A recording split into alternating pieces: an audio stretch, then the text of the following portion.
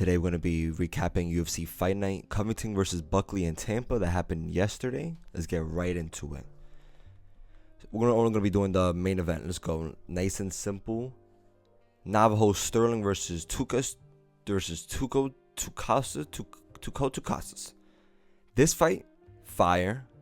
Fire in the sense of the prospect did what he had to do. He outstruck him. He pieced him up.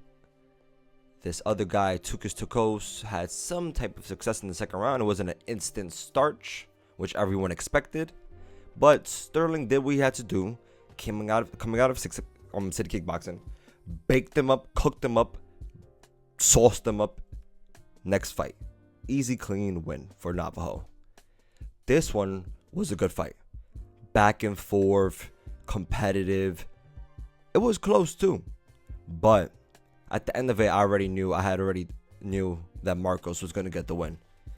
And I was rooting for Yanez, but Marcos did good. It was a good back and forth fight. He seemed like he wanted it more. It was a good fight. Look at you see here, the total strikes is so close. Everything is really close. All the stats is really close. But the 2 takedowns makes a difference, makes it up more. Good fight. Let's go right onto the Vitor versus Jacoby. This was absolutely insane. I had Vitor under 38.5 strikes. Absolutely baited. Even though he had 40, so I was super close. How are they going to get in an all-out stand war, right? And then Vitor is clearly winning. Seems like the more powerful on the feet. It seems cleaner, quicker. But Jacoby's having some type of success and is getting to the third round much longer than everyone had expected as well. And then Jacoby throws a straight right. Boom, all his power, and finishes him, flatlines him, no follow-up needed. I think he did follow up like one, but no follow-up needed. He was already fell. He literally went limp and face planted the canvas, and Jacoby looked at him, face planted, sleeping, and still went one over there and said, "Hold that," and still gave him one to the face for no reason. But this fight was actually fire until he starched him. And if he would have starched him a strike or two sooner, my parlay would have still been alive. But let's get on right to the next one. Manal Cape versus Bruno Silva. Oh my God. Manal Cape was looking like the Flash out there. He was looking so quick, mixing up on the feet, emoting on him. He was looking like a my character fighter. Like, it was insane. This was a firefight too, because Bruno wasn't going down with just any shot in the beginning, because he was getting cracked. And then there was moments that Bruno was swinging for the fences, like he was about to finish Manal Cape at any time, but that's not what happened. And I had Manal Cape winning over 59.5 strikes and straight money line, and he did. The parlays was doomed from the start, but at least he did win, and he looked great. Called out for the Pantoja. Probably wouldn't get it. It'll probably be him and Kaikara, and then winner gets Pantoja just to build it up a little bit more. But this was a great fight. Manal was looking so good. So good. And then Bruno hit him with like 3 cup strikes. Disgusting.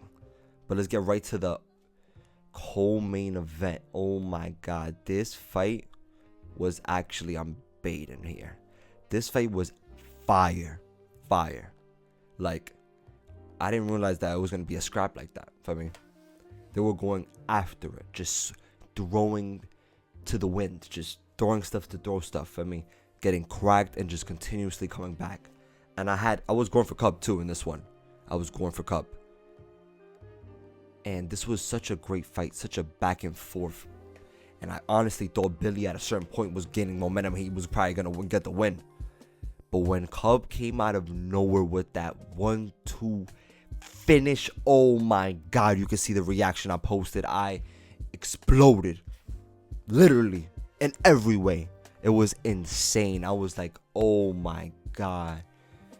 Like, it's not even about the parlays. The parlays is doomed from the start. I already knew that I wasn't going to win. But it did help it out. It kept it alive. But that was just such a beastie knockout right out. It felt like it was out of nowhere. That was great. Now let's get into the main event of the evening. Colby Covington versus Joaquin Buckley. And Buckley is like on a tear right now. And I had Buckley winning. But then, since I made a few different parlays, I threw Colby on one of them because there's always a chance. And the only parlay that survives the night is the one I had Colby on at the end. Oh my God. And the moment it started, I'm like, yeah, it's over. I'm like, Colby's too slow, too weak. Not even that he's too weak, but Joaquin was just too strong, stuffing every takedown. Technically and with just brute strength.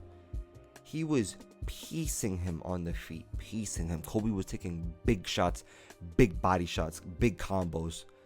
Joaquin is in such a groove right now, so much momentum.